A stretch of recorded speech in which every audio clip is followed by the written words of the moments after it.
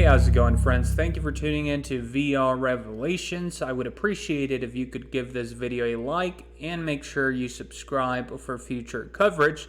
Also, if you'd like to support the channel, check out the links below. You can head over to my Twitter account. You'll find the link in the description. But anyways, let's jump right into it. It is officially May the 4th, the year of our Lord, 2023. So we have a lot of major developing news right now in Russia, in Ukraine. Of course, in my previous video, I covered the major news of the drone attack on the Kremlin and what Russia called an assassination attempt on Vladimir Putin. So the possibility of a major escalation is lingering. But on this video, we're going to be talking about the rumored Ukrainian offensive. Now, the leader of the Wagner Group, which has been spearheading a lot of these, attacks on these cities such as Soledar and right now Bakhmut, which is almost completely under control of Russia, has stated, Yevgeny Prigozhin, as you see here in the picture, has stated that the Ukrainian offensive is underway.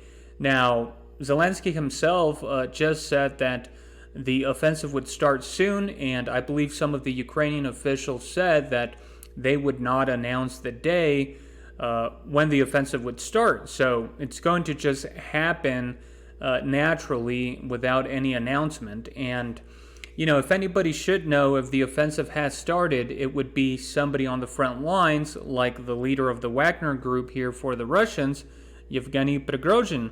So we're going to be reading a little bit about this news. And another article related to this, it looks like the Russian government is preparing the Russian media concerning the coverage of this Ukrainian offensive. They have advised, the Russian media on talking points, on what to cover, on what to say, much like, happens around the world, right? Every government essentially has their news media outlets to, disseminate their propaganda. This happens in the United States, of course. CNN, Fox News, all the major networks usually fall in line with what the government wants them to cover. And so, let's go ahead and take a quick read here first. Let's go to a Russian news source here, RT. Very interesting. They're actually covering what Yevgeny Prigozhin is saying here. Now, at first, this might seem like bad news for Russia, what Yevgeny Prigozhin has been saying here. But you have to remember, in the famous writings of Sun Tzu, and in his famous, work of art concerning war matters, the art of war, he said one of his rules, or one of his some of his advice that he gave was to pretend inferiority to increase your enemy's ignorance. Now, if there's anybody that's good at deception during times of war and, making the enemy think the opposite to what actually is happening, it's the Russians, right? During World War II, the Russians became experts at misinformation and at deceitfulness in times of war. So keep in mind that point as we read this. Now, it says here, Ukrainian counteroffensive has started, Wagner boss states. The head of the private military company Wagner Group, Yevgeny Prigozhin, said on Wednesday that the Ukrainian forces had begun their counter-attack in Artyomovsk, known in Ukrainian as Bakhmut.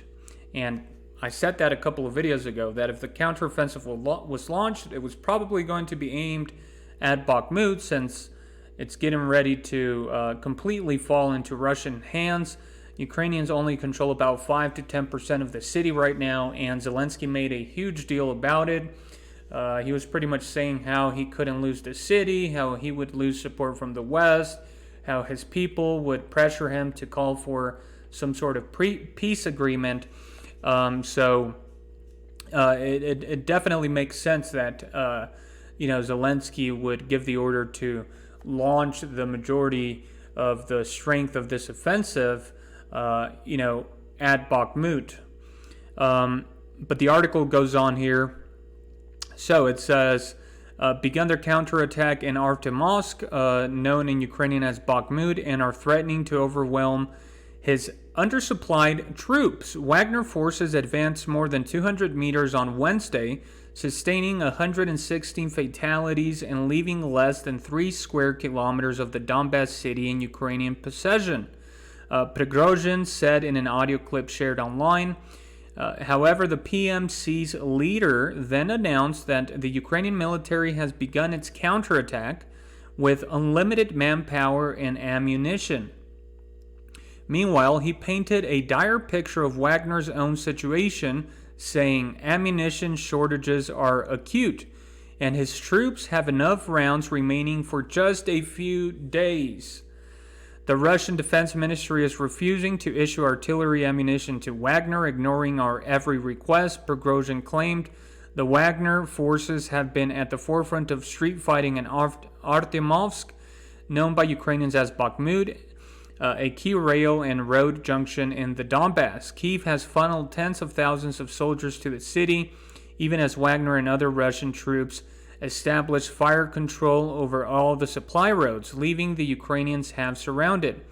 So again, notice that Yevgeny Prigozhin here is painting, a dire picture right now, right? He's making it seem like, if this counteroffensive is going to be successful here in Bakhmut, because essentially he's saying that they ran out of ammo, that they don't have any ammo, and that the Russian leadership is unwilling to supply more ammo, even though they continue to make requests. Now, just think about it. Think about what I said concerning Sun Tzu's advice in time of war. Pretend inferiority to increase your enemy's ignorance, right? So don't you think that Yevgeny is... Now, these are shrewd people, right? These are men that are very intelligent concerning, political matters. Don't you think that he's aware that everything is saying is being examined by the West and by the Ukrainian leadership, right? Why would he want to let the enemy know that they're vulnerable right now? Why would he say this out loud for it to be spread throughout all these mainstream news sources? Unless he wants to, make this counteroffensive grow arrogant, right, and underestimate the actual situation and fall into a trap. Keep that in mind, because that's what I think is actually happening here. Anyways, let's go over to this article here by Business Insider, reporting on how Russia is preparing, the talking points here for these news outlets in Russia, which is another hint that if this offensive isn't underway, it's getting ready to start. If it hasn't already started, as Prigozhin said, it's my prediction. It's got to start this month. The Ukrainian leadership is saying that it's close to being launched. The U.S. is saying that Ukraine has everything it needs, that they're only awaiting the order, and Russia is saying that this offensive is coming pretty soon. Now, again, the Ukrainian leadership said they're not going to announce it. They're not going to give the date. But it's just going to develop without notice, right? So it could have very well started already, or they could be readying the front lines before they actually launch the all-out attack. Now, personally, I think it's not going to be successful. It's impossible for them to actually take back all the territory that Russia has already taken. Now, I'm not saying they can't take back some cities. You have to remember that all the support they received from Germany, from France, from the U.S., from Poland, right? These Leopard tanks, these Abrams tanks, the artillery and all of that. They've stored that up, and they're going to use that right now during this offensive. Now, this is an actual force, right? They actually have the ability to push back the Russians, and they probably will push them back a little bit, but it's not going to turn the tides of war. In my opinion, it's going to turn out disastrous, and they could be falling into a trap here, especially if they actually launch the majority of their power at Bakhmut. Russia could be ready. They've been readying for months for this counteroffensive, and it could be a disastrous situation for Ukraine. This offensive could be destroyed rather quickly, and then the Russians will launch a counteroffensive, and they will go beyond their stated objectives of this special military operation. And you have to remember also, guys, that Russia has a large number of troops waiting to the north in Belarus, close to the capital. Now, we just had this drone attack on the Kremlin, and Russia has vowed revenge and a response. So what could happen here is that Ukraine launches this offensive at Bakhmut, falling for what Prigozhin is saying, that the Wagner forces there are very vulnerable, so they underestimate the enemy.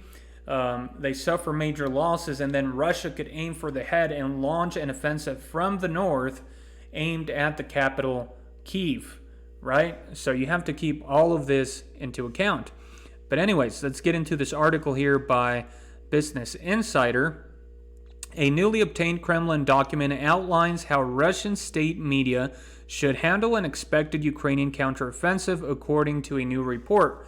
Sources told independent Russian outlet Medusa the document is aimed at priming the public for potential losses or to capitalize on any Russian success, which pretty much all countries do, right? Reporters have been told not to downplay expectations for the NATO-supported counteroffensive, and not to say that Kyiv is unprepared for a counteroffensive, Medusa reported. Instead, the document instructs news outlets to emphasize the extent of Western support for Ukraine.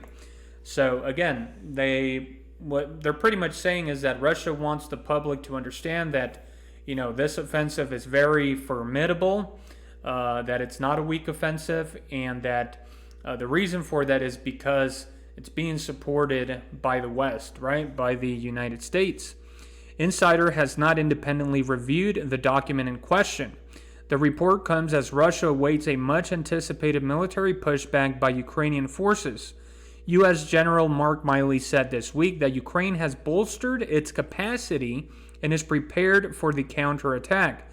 His comments contrasted with those revealed last month through leaked, purported Pentagon documents dating to February, which suggested internal U.S. intelligence concerns about whether the effort will fall short. I believe it's inevitable that it will fall short, guys. Sources close to the Russian administration, whose identities Medusa has protected, told the outlet that the Kremlin guidance is aimed at priming the public for either outcome. If the offensive is a failure, which is the more likely possibility, we'll be able to say that Russia's army adeptly repelled an extremely powerful attack. The value of this victory will increase significantly, the sources told the outlet.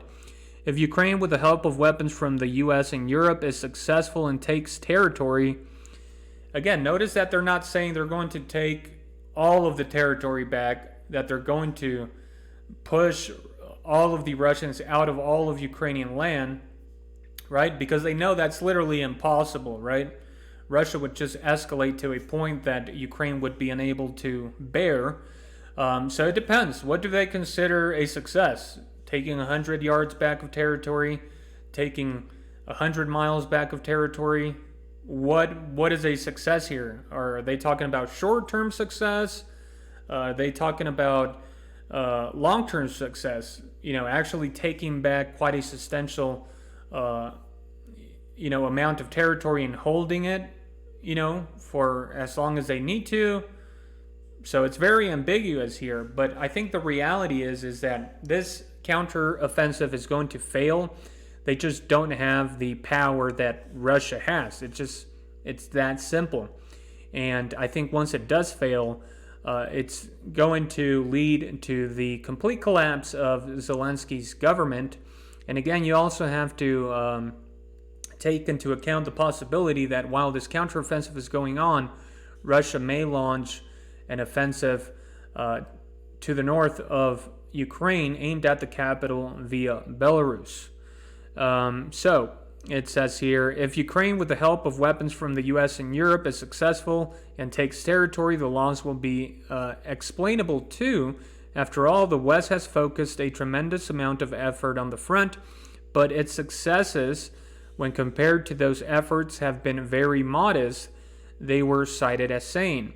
Dr. Precious Chartajay Duty, an Open University lecturer in politics and an expert on Russian media, told Insider that the reported guidance fits perfectly with Russia's existing coverage of the war.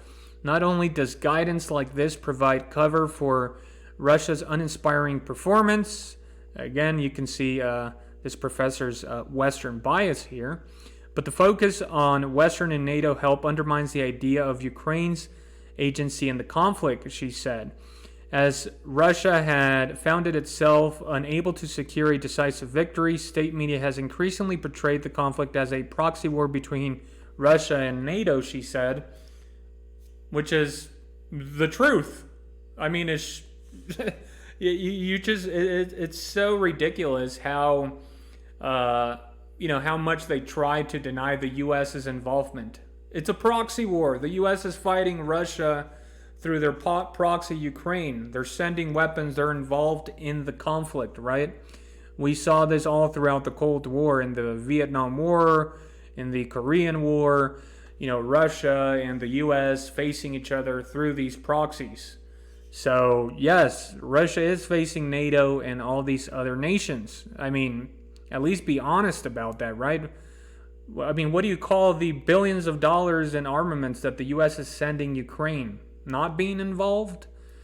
I mean, it's absolutely laughable at this point. But anyways, I'm not going to go into the rest of what that lady is saying there. But clearly, it looks like the offensive has already started. If not, it's going to start. Again, the West is hoping for a victory, but what exactly do they consider a victory? Do they consider taking back Bakhmut a victory? I'm assuming that everybody here thinks that if this is going to be a major offensive, that it's supposed to push out all of the Russian forces out of all the territory they've gained, which is absolutely not going to happen. Okay, they just don't have the force to do so. And Russia at that point can resort to some of the weapons they haven't used, much stronger weapons that can literally annihilate these troops if they need to. On top of that, they just gave Russia the excuse to use more powerful weapons with this drone attack that was launched on the Kremlin. And also, Ukraine could be falling into a trap based on what Prigozhin said. They're trying to pretend like they don't have any ammunitions and that the situation is very weak there for the forces in Bakhmut. Now, they know that Zelensky is obsessed with Bakhmut, so you have to keep that in mind, right? That they're trying to draw them in. They're trying to draw the majority of these forces into Bakhmut to destroy them. So again, I think that's what's going on here. A lot of deception here by Prigozhin with his statements. And I think that if Zelensky falls for it and he launches this major offensive into Bakhmut, it's going to be disastrous. I think that Russia can, make the most out of this opportunity and also launch an offensive via Belarus aimed at the capital. And also, we have to wait here in the next couple of days as we head into these May 9th parade festivities that are coming up in Russia with their celebrating their victory over Nazi Germany, since they could be taking aim at governmental buildings all over Ukraine based on the attacks on the Kremlin. So a lot of things here. It looks like it's going to be a month that is going to be full of a lot of changing moments concerning the war. Again, if this offensive fails, which is the most likely outcome, Zelensky is going to fail. He's going to be ousted from power. Anyways, that's my prediction. Let me know your thoughts on the situation right now down in the comments below. And just remember that the truth is stranger than fiction. Have a wonderful day, and God bless.